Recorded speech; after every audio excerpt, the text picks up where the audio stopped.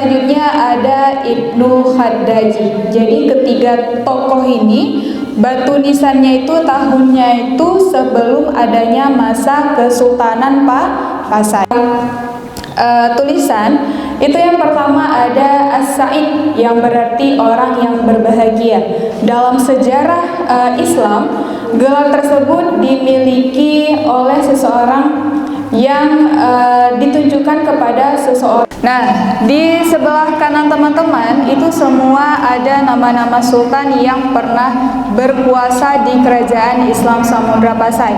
Yang pertama tentu aja Sultan Al-Malik As-Salih, merupakan raja yang pertama. Deskripsi dari setiap sultan itu berbeda-beda. Ada yang menuliskan riwayat kehidupannya, ada yang menuliskan potongan ayat suci Al-Quran, ya. Nah, Sultan Al-Malik As-Salih ini makamnya itu ada di Gampong Meringen. Jadi sebelum kalian sampai kemari, kalian itu sudah melewati makamnya. Ada yang memperhatikan? Tidak ada. Tidak ada? Oke, jadi kalau kalian masuk dari arah gedung, itu makamnya ada di sebelah kiri, ya. Yang kedua, ada Sultan Al-Malik Az-Zahir. Sultan Al-Malik Az-Zahir ini merupakan raja yang kedua. Di depan kita ini ada 3 replika nisan.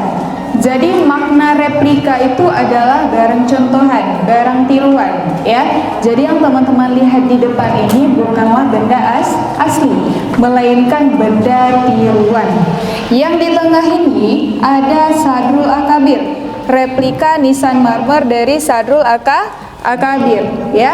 Sadrul Akabir ini merupakan satu-satunya tokoh dari garis keturunan paman dan sahabat Rasulullah.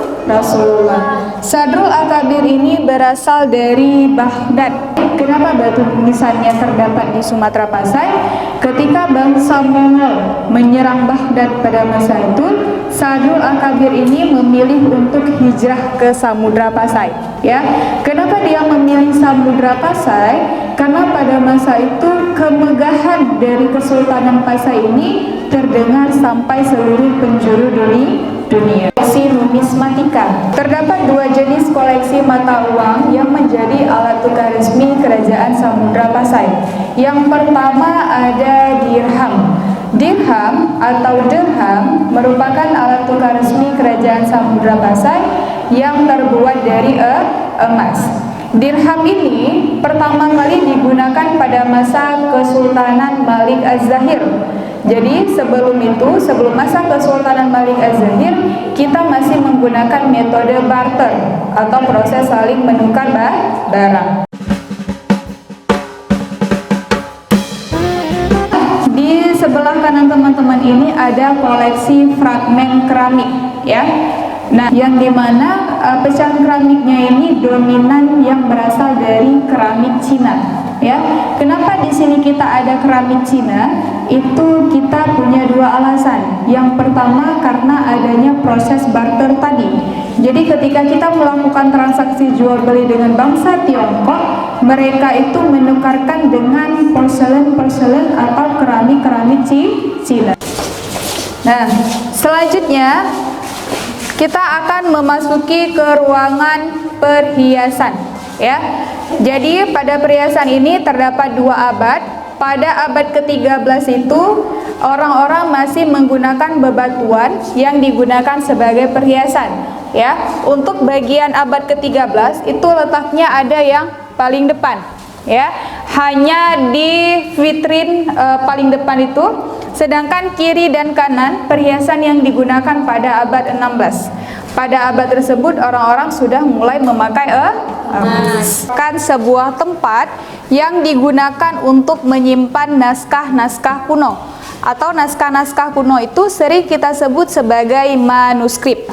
Ibnu Battuta ini merupakan seorang penjelajah yang berasal dari Maroko, ya, berasal dari Maghribi atau dari Maroko. Jadi di sebelah kiri ini merupakan catatan yang ditulis oleh Ibnu Battuta dalam bentuk replika. Nah, sekarang kita berada di koleksi manuskrip. Setidaknya 8 buah manuskrip yang di sini ditulis oleh intelektual atau ulama-ulama pada masa kerajaan Aceh Darussalam. Dan di sini ini merupakan eranya Aceh Darussalam. Oke, selanjutnya kita masuk ke koleksi alat musik tradisional. Di zaman Samudra Pasai, alat musik memang sudah dimainkan. Sebagai bukti, dalam naskah atau karya daripada Ibnu Battuta, beliau juga pernah menyaksikan bahwa pada zaman Samudra Pasai itu pernah dimainkan musik, yaitu pada saat iringan-iringan tamu kerajaan. Mungkin belum bisa kita identifikasikan seperti apa bentuk daripada alat musik daripada Samudra Pasai, namun di sini ada 6 alat musik yang memang pernah digunakan oleh pendahulu kita zaman dahulu. Seperti yang sudah dijelaskan tadi, bahwa ada seorang laksamana yang pernah singgah di Samudra Pasai, yaitu Laksamana Cheng Hu. Beliau itu berasal dari Cina, lebih tepatnya pada masa dinasti Ming, yaitu abad ke-14. Jadi beliau datang ke Samudra Pasai yaitu untuk menjalin hubungan diplomatik, juga hubungan perdagangan. Nah, salah satu buktinya di sini ada keramik. Keramik ini dipercaya berasal dari Cina. Sudah dilakukan beberapa penelitian bahwa kriteria yang ada di depan ini sudah memenuhi bahwa keramik-keramik ini berasal dari Cina. Di sini ada kuningan dan juga tembaga. Seperti di sana ada koleksi panyet 7 mata. Nah, selanjutnya di sini ada senjata tradisional. Jadi di Aceh Utara, di tempat kita ini, di sini ada setidaknya 3 pada Cun Mutia, bisa dilihat di di uang seribuan. Nah, itu mungkin lebih menyerupai daripada Cun Mutia, pahlawan nasional Aceh Utara. Baik. Koleksi yang ada di museum ini, koleksi yang terakhir yang digunakan sehari-hari.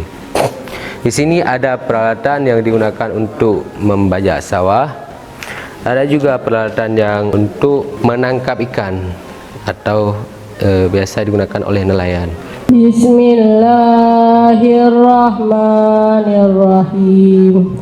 Allahumma barik lana fima razaqtana wa qina azabannar. Ya, semakin banyak teman-teman bisa menjawab dan benar, apabila benar maka poinnya akan dapat lebih banyak. Dan kelompok yang mendapatkan poin paling banyak itu akan membawa pulang souvenir. Ya, kelompok yang memiliki poin yang paling banyak, ya. Secara keseluruhan ada 8 soal, ya. Berarti ini kelompok 1, kelompok 2, kelompok 3, kelompok 4. Pertama, siapakah nama pendiri dari Kerajaan Islam Samudra Pasai? A. Sultan Al-Malik As-Salih, B. Sultan Zainal Abidin. Oke, dari manakah Naina Husamuddin berasal? A. India, B. Persia. Di bawah. Ya. Pegang, berpikir.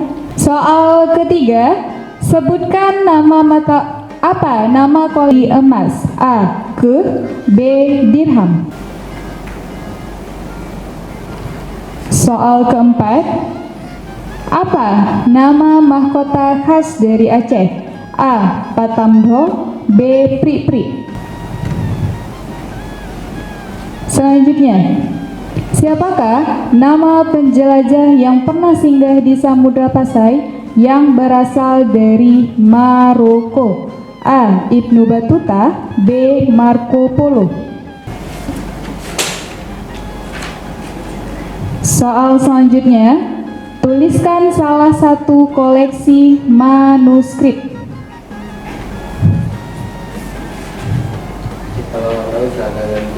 Soal ke-7, sebutkan salah satu koleksi alat musik. Nomor 7. 10, 9, 8, 7, 6, 5, 4, 3, 2, 1. Oke, tepuk tangan untuk kelompok 1.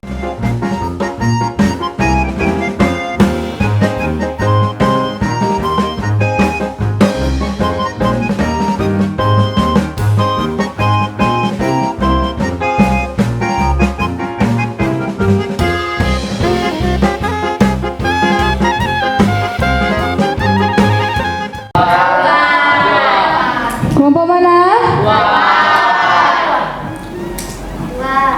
2, 1, 3, 4. Oke.